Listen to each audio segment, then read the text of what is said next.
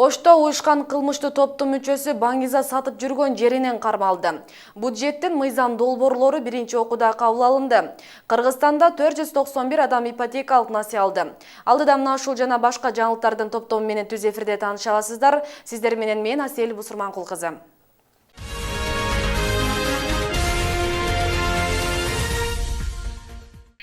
Ошто уюшкан кылмыштуу топтун мүчөсү Баңгиза сатып жүргөн жеринен кармалды. Ош шаардык ички иштер башкармалыгынан билдиришкендей, 17 ноябрга караган түнү Наби Барга Каймана аты менен таанымал 50 жаштагы жаран колго түшүрүлдү. Ал уюшкан кылмыштуу топтун мүчөсү катары каттоого алынган. Кылмыштуу топтун мүчөсү менен кошо 19 жаштагы дагы бир шектүү жаран кармалган. Ал буга чейин урулук, тоноо жана каракчылык фактылары менен 6 жолу соттолгону белгилүү болду деп айтылат билдирүүдө. Учурда шектүүлөр убактылуу кармоочу жайга киргизилди. Аларга карата кылмыш иши козголуп, тергөө иштери жүрүүдө. Ал эми баш коргоо чарасы 18 ноябрда Ош шаардык соту тарабынан каралат. Бюджеттин мыйзам долбоорлору биринчи окууда кабыл алынды. Өкмөт жогорку кеңешке бюджет боюнча 3 мыйзам долбоорун сунуштады. Республикалык бюджеттин 2015 жыл үчүн аткарылышы тууралуу отчетту бекитүү жөнүндө документтин кабыл алынышы үчүн 109 депутат добуш берсе, 2 депутат каршы добуш берди.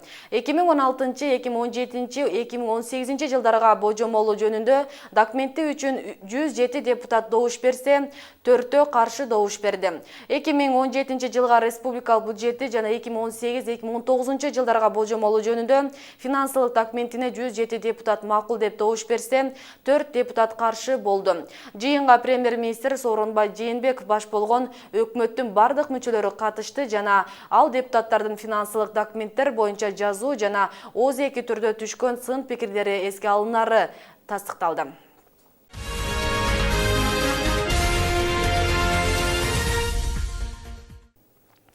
Кыргызстанда 491 адам ипотекалык насыя алды. Бул тууралуу бүгүн 17 ноябрда болгон басма сөз жыйынында мамлекеттик ипотекалык компания ачык акционерлик коомунан билдиришти.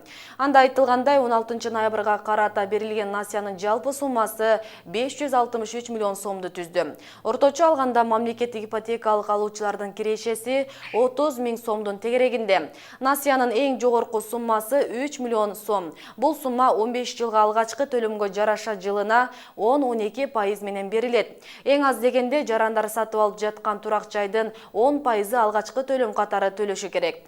Квартира алган болсо, анын жалпы аянты 80 чарчы метрден ашпого тийиш. Үй сатып алып жаткан болсо, 150 чарчы метрден ашпосу кажет деп айтылат маалыматта. Өлкөдө 600дөн ашуун айылдарга таза суу түтүктөрү оңдоого муктаж. Бул тууралуу парламент жыйынында ичүүчү суу менен камсыз кылуу жана агындылоону өнүктүрүү департаментинин директору Аскарбек Токтошов билдирди. Айтымында өлкөдө 1805 айыл болсо, анын 400гө жакынында таза суу маселеси таптакыр чечилген эмес. Ал эми 267 айылдагы суу түтүктөрү болсо, 1950-1960 жылдары курулган. Барын кошуп алганда 657 айылда таза суу түтүктөрүн кайра баштан куруп чыгууга туура келет. Бул маселе жогорку кеңеште көтөрүлүп жатканда депутат Дастан Жумабеков таза суу көйгөйүн чечүү үчүн каражатты көбүрөөк бөлүү керектигин белгиледи. Ал 2017 жылдын республикалык бюджетинен 1 миллиард сом бөлүп берүү сунушу айтылып жатканын кошумчалады.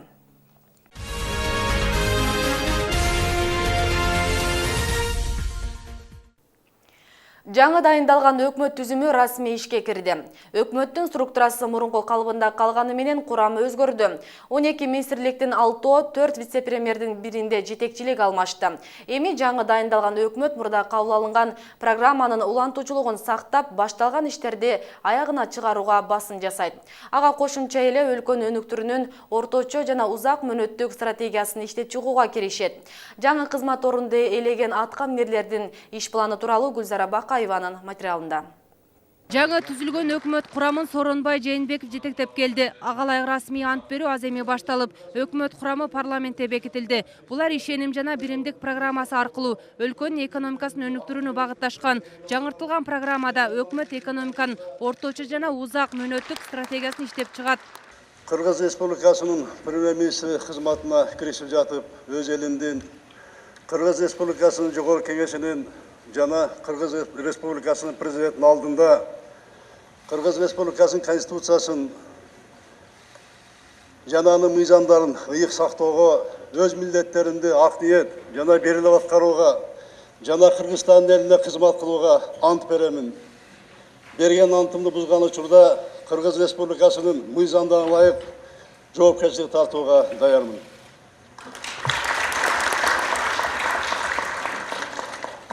Өкмөттүн түзүмү мурдагыдай эле калды. Болгону курамында өзгөрүүлөр бар. 6 министр, 1 вице-премьер-министр алмашты. Алардын катарында транспорт жана жолдор министри Жамшитбек Калилов бар. Алдыда сырткы жана ички жолдорду оңдоп, эл мүддөсүн аткарам дейт. Мына эл аралык жолдордун бардыгы почти Кыргызстанда практически реабилитациялык жумуштар жүрүп жатат.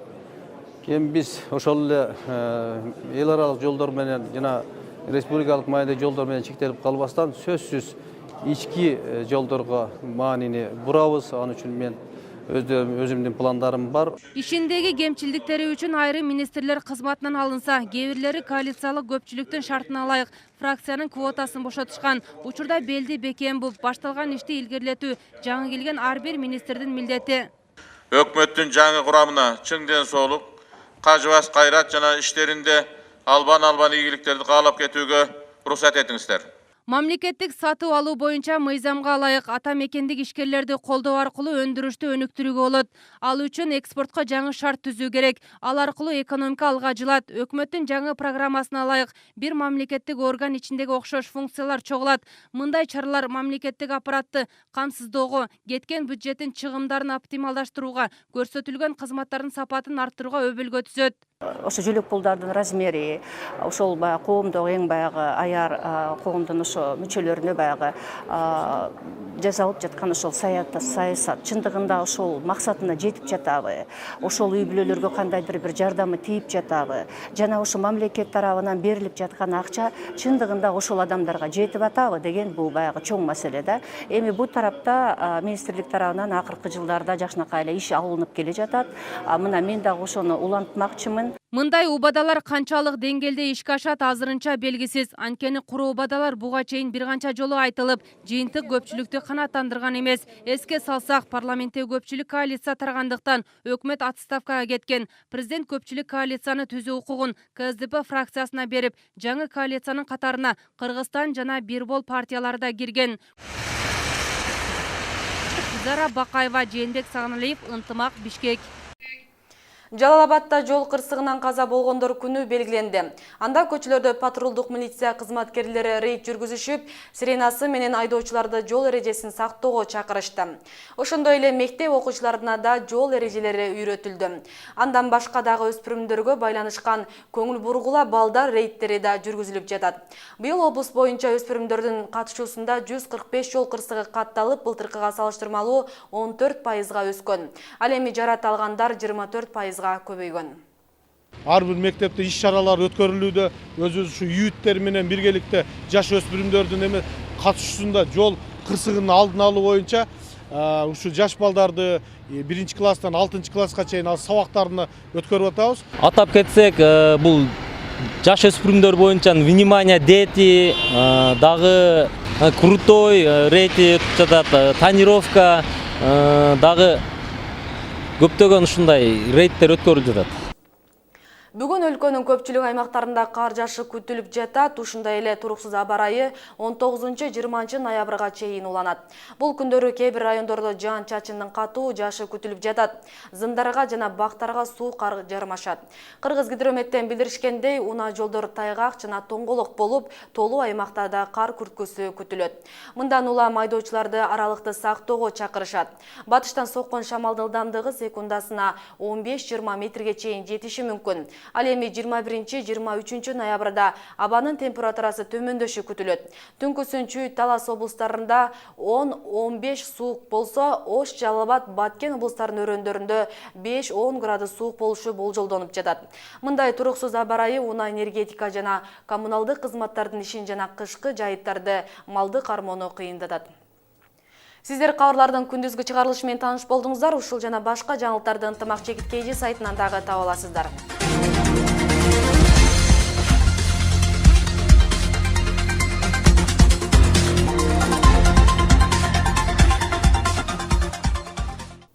Ами сиздер менен коштошом, ар дайым жакшы жаңылыктар менен амандашалы, саламатта калыңыздар.